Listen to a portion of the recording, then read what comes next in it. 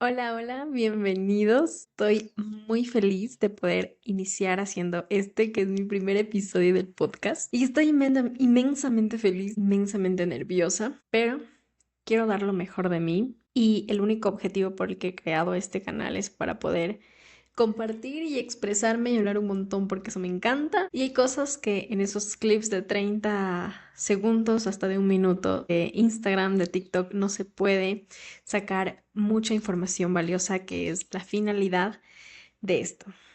Este programa se llama Varias maneras de crecer porque es exactamente lo que quiero y lo que voy a transmitir, todo el conocimiento, todas las cosas que yo he aprendido, que yo he pasado y las que continúo aprendiendo para que así ustedes puedan nutrirse también de eso y les pueda, espero, ayudar para también seguir creciendo de varias formas. Bueno, en este episodio vamos a hablar sobre el diálogo interno. Para mí ha marcado un antes y un después poder darme cuenta y entender cómo manejar mi diálogo interno. Porque durante tantos años ese diálogo interno fue el culpable de hundirme en situaciones depresivas, en cometer muchos errores, en tener malas relaciones y en autoexigirme demasiado y castigarme también a veces con el ejercicio, con la comida y con diferentes rutinas. En cada información que yo intento entregar siempre es con la finalidad de que hubiera encantado escuchar esta información hace 5 años, hace 10 años, porque tal vez me hubiera evitado muchos errores. Me parece tan injusto que nunca nos hablen sobre esto. Me parece tan malo que nunca nadie nos haya dicho cuando es algo que deberían explicarnos desde que somos niños para evitarnos tantos y tantos problemas. El otro día justo escuchaba el caso de una chica del colegio que creo que tenía 14 años y que se suicidó porque le hacían bullying y porque los amiguitos le decían que estaba gorda o que estaba fea. Y ahí es cuando actúa este diálogo interno y cuando ella debió haber estado tan, pero tan nutrida y tan clara de qué es lo que sí vale como diálogo interno y qué es lo que no. Pero como nadie nos educa, nos dejamos llevar por eso y peor cuando escuchamos malos comentarios, nos lo creemos. Y si ese comentario viene desde nosotros mismos, de esa vocecita interna que tenemos por ahí. Lo máximo que creo que nos han enseñado sobre el tema del diálogo interno es el típico, el diablito y el angelito que te dicen cosas buenas y cosas malas, pero nada más, o sea, nadie nos habla nada más acerca de esto, que es algo tan importante que yo digo, puede llegar a que toques el éxito de los éxitos desde una estabilidad emocional muy firme, como puede llevarte a que toques el éxito pero con una estabilidad tan frágil que a la final no te sirva absolutamente de nada la cantidad de dinero y de cosas que lograste.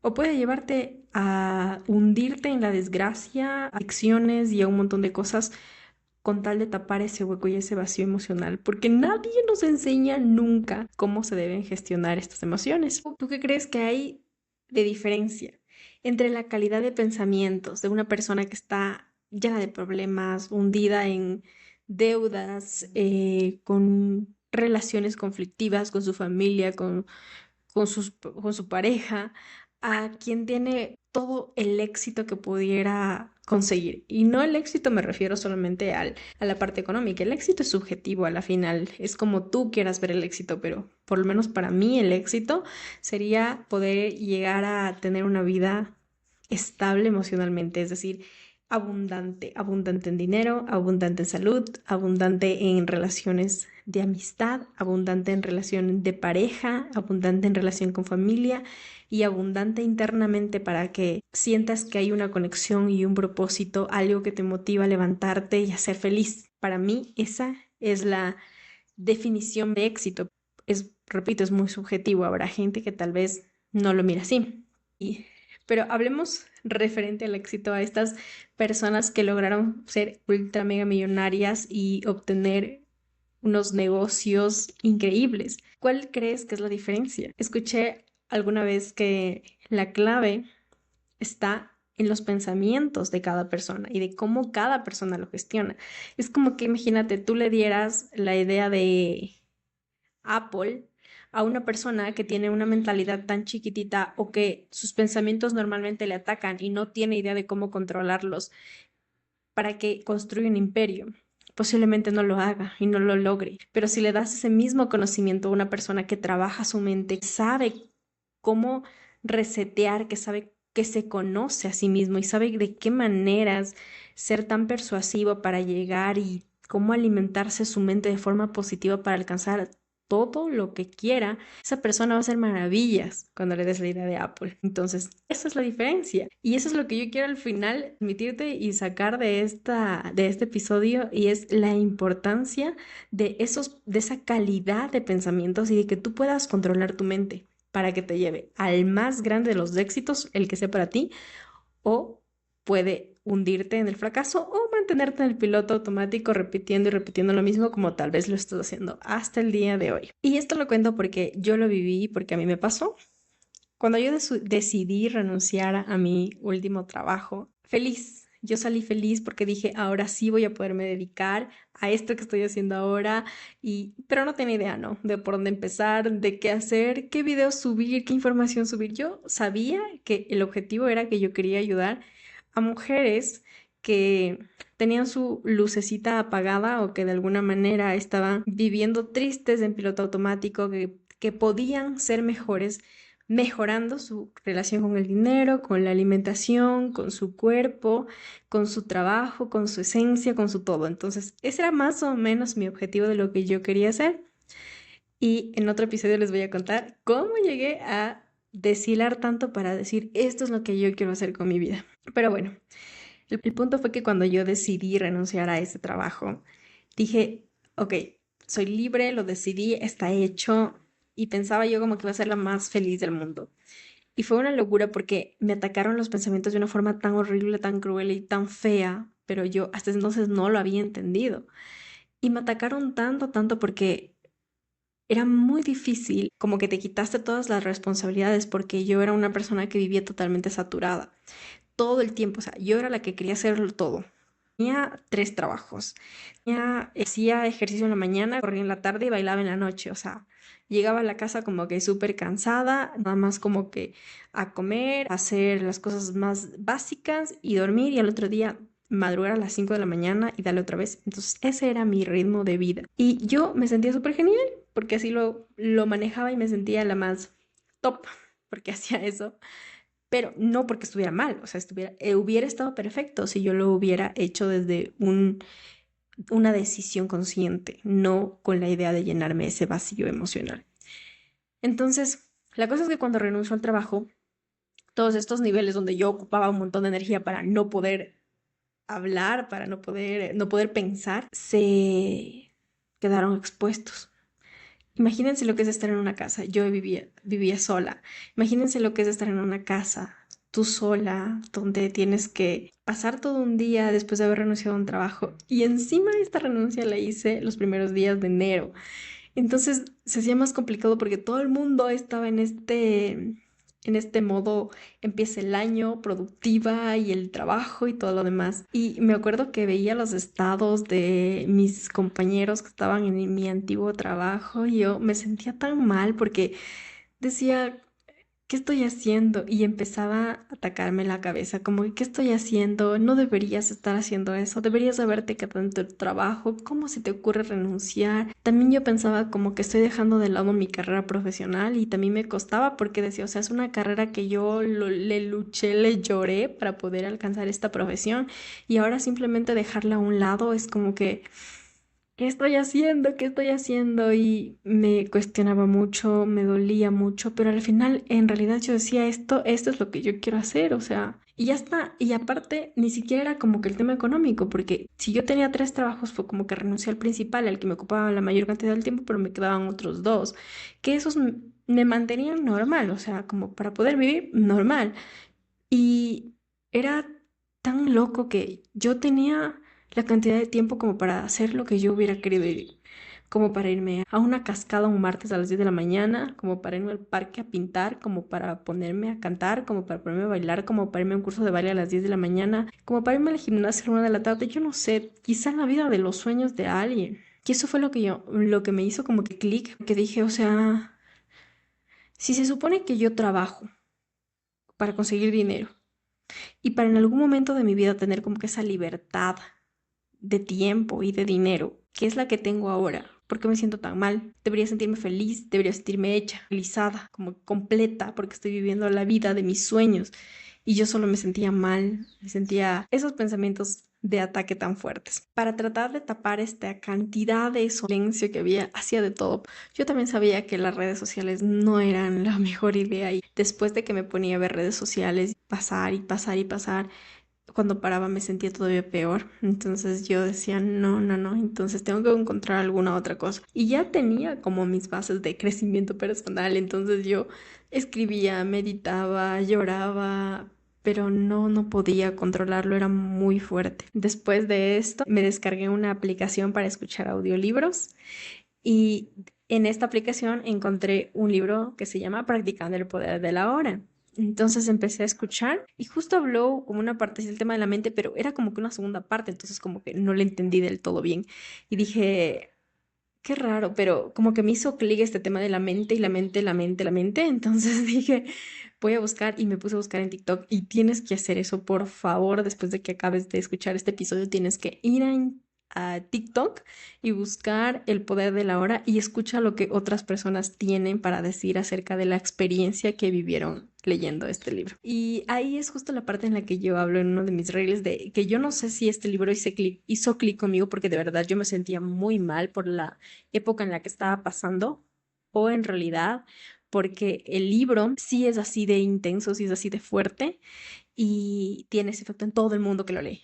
No lo sé, porque sabes que justo en la parte introductoria del libro, no te lo voy a espolear, pero en la parte introductoria del libro te dice que el autor escribe el libro porque pasa por un proceso tan, pero tan duro que tenía, yo creo que tres opciones. La primera, suicidarse. La segunda, meterse en un mundo de drogas o de consumismo para tratar de tapar ese vacío. Y la tercera, descubrir que sí hay otra manera de vivir. Y es creo que como que tocas fondo y no te queda otra que expandirte. Yo lo quiero ver como que a mí me pasó algo similar. No estaba yo en ese punto en el que el autor del libro y tampoco he estado yo en el punto en el que muchas personas quizá pasarán pérdidas de familiares o quiebras o cosas muy fuertes, pero emocionalmente para mí, o será que yo soy frágil también emocionalmente, sí me hizo como que clic porque estaba pasando por un momento de verdad muy malo. Lo que más me impactó del libro y lo que a mí me enseñó y me ayudó un montón es poder diferenciar la mente de mí. Yo voy a ser muy honesta en esta parte y no les voy a mentir que desde que yo era muy pequeñita a veces se me venían sentimientos de malos, como de envidia, como ciertos sentimientos de maldad. Y a veces incluso las personas que me conocían decían, eres un poco mala.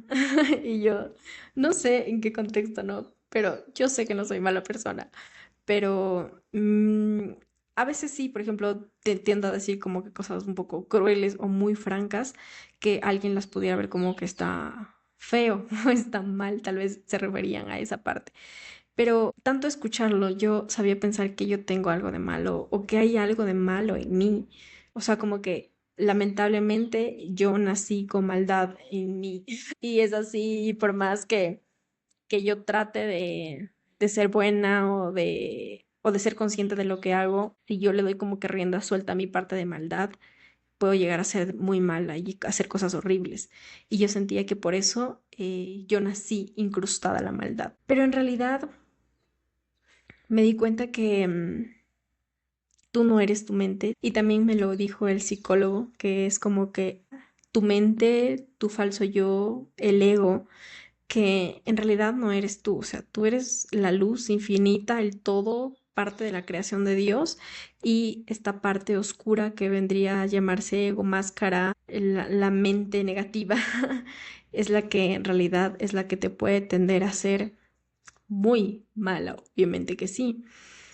Y esta partecita se va construyendo a raíz de todo lo que tú has vivido, a raíz de cómo ha sido tu experiencia desde que eras una niña, cómo aprendiste a cuidarte, cómo aprendiste a enfrentarte al mundo, con la familia que te tocó, con los padres que te tocó, con los hermanos que te tocó, con la situación económica que te tocó. En base a lo que haya sido, se va construyendo esta parte de ti. Y imagínate tú cómo será el constructo de esta parte para alguien que en la vida adulta se le hace muy normal cometer crímenes. Esta persona también es como nosotros. Esta persona también es un ser lleno de luz, parte de la creación y parte de Dios. Pero esta parte de la falsa mente se construyó a través de un entorno tan hostil que la alimentó, la alimentó, la alimentó hasta que ahora esa mente hace y deshace. Y tal vez cosas tan atroces como crímenes están normalizados o incluso dentro del entorno en el que se desenvuelve está súper normalizado. Entre todo lo que el libro te enseña, que te lo tienes que leer, por favor. La parte en la que más me encantó y como yo lo aprendí, y si no te lo vas a leer, esto que te voy a decir, grábatelo, por favor, es que tú te visualices como que estás en una sala de cine y tú eres la persona que está mirando la película. El personaje de la película es este constructo de el falso tú, que es el protagonista de la película. Esta persona se construye a través de miedos, de inseguridades, de todo lo que viviste. Pero tú eres el que está sentado en la silla. Tú eres el que está cómodo en la sala VIP del cine. Y el que está allá en la película es el que se enfrenta, es el que pasa pensando en lo que no hizo, pasa pensando en lo que será, y vive a base del dolor y a base de todo eso que construyó. Lo chévere de esto, que cuando tú te despegas y tú te pones en la parte del espectador y te has dado cuenta que desde que te despiertas ya empieza como que el pensamiento de, ay, ¿qué será que voy a desayunar? ¿Qué voy a hacer hoy? ¿Qué pasó con el trabajo? ¿Qué pasó con eso? Esa vocecita o esa cantidad de pensamientos, tú al ser consciente y decir como que, estoy pensando o está pensando, ni siquiera estoy, está pensando, viene un pensamiento y se va, viene un pensamiento y se va, como que estuviera pasando la película, pero tú estás afuera. Al estar afuera te permite no creértela, porque chévere.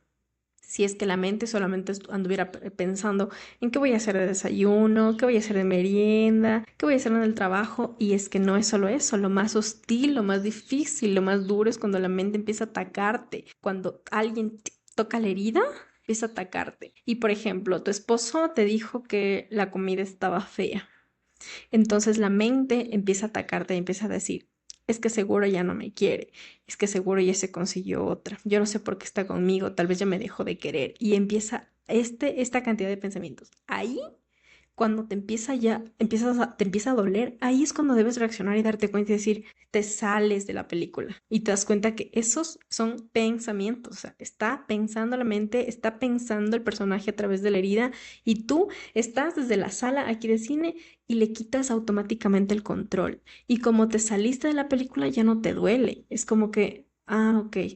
Y eres consciente de que ese, ay, no me quiere, ese, ay, es que lo que pasa es que seguro estoy fea porque ya me engordé, porque, o sea, esa cantidad de cosas que atacan y duelen, ya no te duelen, porque te saliste de la película y te das cuenta que solamente está pensando.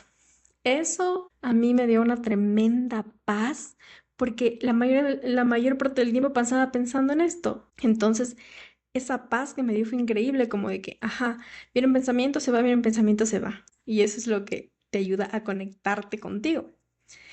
Dentro del libro habla el poder de la hora porque lo que te enseña es a conectarte con el momento presente, que lo único que tienes es tu momento presente. Y en realidad cuando te ubicas tú en el presente prácticamente no hay dolor.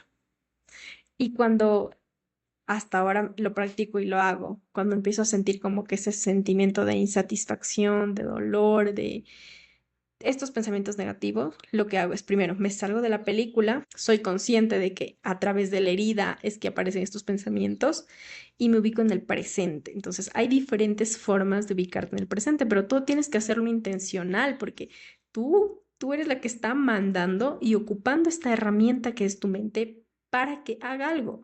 no la mente te está ocupando a ti. Entonces tú tienes que ser consciente de cada cosa que haces y por qué la haces y por qué la piensas y por qué no la piensas. La mente es una herramienta hermosa que en su infinito conocimiento creó todas estas máscaras para poderte al final defender y que tú puedas defenderte ante todas las cosas difíciles, duras y hostiles que tú habrás vivido. Entonces está perfecto que exista la mente. Pero lo que no está perfecto es que la mente te controle y que te haga vivir a través de la herida y que te haga sufrir, que te haga llorar y que te haga tomar malas decisiones, que te haga escoger malas parejas, que te haga hacer ejercicio desde la invalidación, que te haga sentir que estás fea, que estás gorda, que te falta algo, que tienes que trabajar más, que tienes que ir más a hacer ejercicio, que tienes que comer más, que tienes que comer menos. Todo esto, o sea, tú tienes que controlarle porque si no, te vas a encerrar en un bucle. Y si tal vez tu niñez no fue tan mala, genial, porque tal vez no estás viviendo con tantos ataques mentales. Pero si tu niñez no fue tan buena, que es la de la gran mayoría, y se crearon muchas heridas de raíz de eso, imagínate lo difícil que es luchar en un mundo donde no entiendes que la mente es como que como que estuvieras encadenada tratando de avanzar, solamente porque no podemos resetear o entender de qué forma controlamos a la mente. ¿Ok?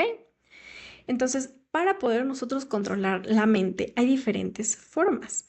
Entonces, yo practico dos tipos. La primera es la forma consciente. La primera es la forma en la que tú te induces a ese momento de conectarte con el presente y callar a la mente, porque eso es lo que pasa. Te ubicas en el presente y le callas a la mente. Entonces, cuando te ubicas tú en el presente, es, por ejemplo, haciendo meditación.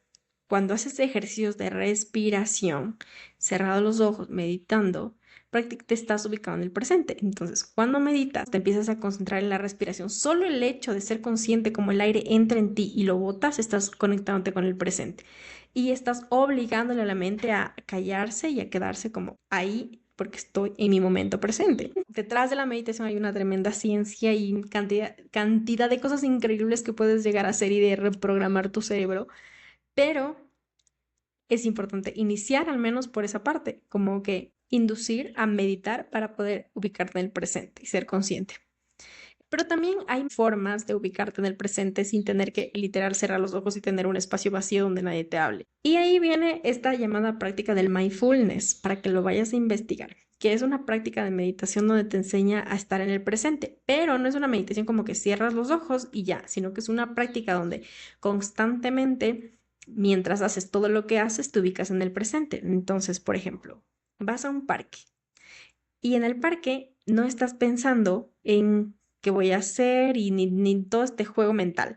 Entonces te ubicas a admirar el parque, la naturaleza, los árboles, los niños, la gente, y te empiezas a conectar con lo que estás viendo en ese preciso momento. Eso es más fácil aplicarlo de inicio como en un parque, pero también lo puedes aplicar tú en tu casa, en tu escritorio, en tu baño, en tu dormitorio, de cualquier forma. Ponerte a analizar los detalles del lugar en donde estás, el color de las cortinas, del piso, del escritorio, de los esferos, las texturas, los olores, los sonidos que estás escuchando en ese momento. Eso te ayudan a conectarte con el presente. Y lo más interesante es que, bueno, el libro El Poder de la Hora es netamente un libro de espiritualidad, pero lo que me encanta es que este tema espiritual hace match mucho con la parte neurobiológica de nosotros. Entonces, lo que pasa cuando tú te ubicas en el presente es que se te activa la corteza prefrontal, que es la parte en la que tú razonas.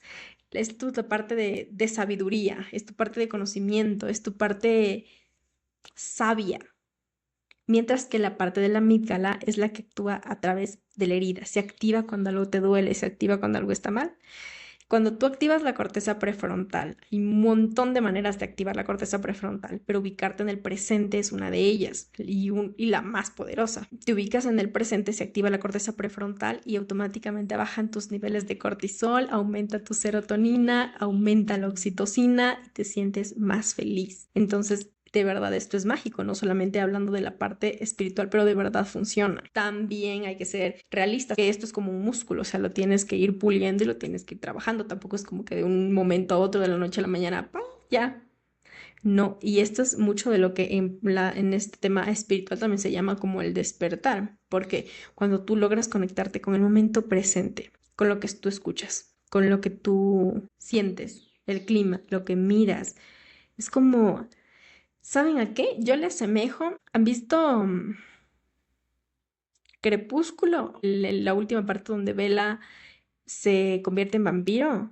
Es como que todo lo que ella mira, mira la textura hasta del pelo del tigre, yo no sé, mira cómo vuelan los pájaros, mira, siente el aire, la brisa, escucha el agua, o sea, así de intenso, así se siente. Por eso, y a ti, cuando de verdad te logras conectar, porque no es como que vives en eso, es como que hay conexión, desconexión, conexión, desconexión.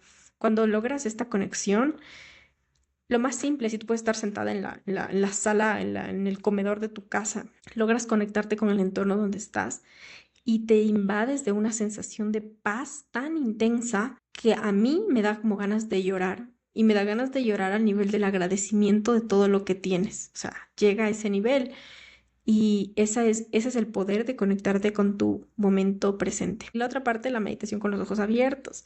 Cuando meditas con los ojos abiertos, ahí sí entra todo, cuando tú comes, cuando tú hablas, cuando escuchas a alguien, cuando estás haciendo lo que estás haciendo, intentar ser consciente y concentrarte en eso. Totalmente comprobado que te baja el estrés, que te libera del cortisol y te hace ser mucho más estable. Y bueno, para resumir y para terminar este episodio, el mensaje final es: tú tienes la capacidad de lograrlo todo, pero tienes que empezar por entenderte. El autoconocimiento es muy, muy clave. Y para entenderte, tienes que tomar las riendas de tu vida. Y una de las cosas más importantes es que puedas tomar el control de tu mente, así como llevas el control de tus finanzas, de tus relaciones de pareja, de tus amigos.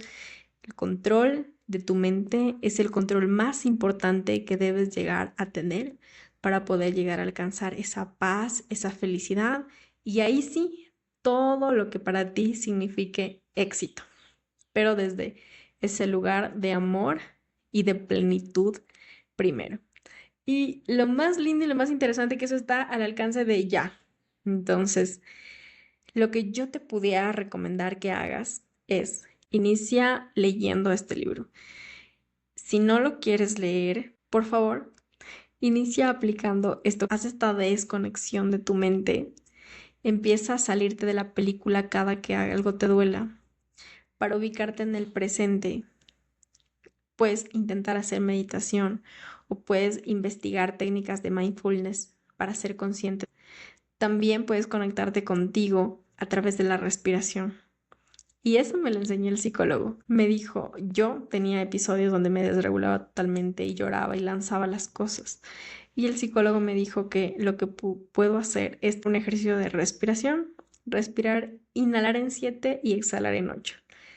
Pero ahora ya lo entiendo, que lo que estoy logrando hacer con este ejercicio de respiración, que es tan efectivo, no es reprimir la emoción. Lo único que estoy logrando es poder conectarme con mi momento presente, porque al ser consciente de mi respiración, paro los pensamientos negativos y hago que mi cortisol disminuya, que suba mi serotonina y prácticamente me calmo y entro en un estado de más tranquilidad.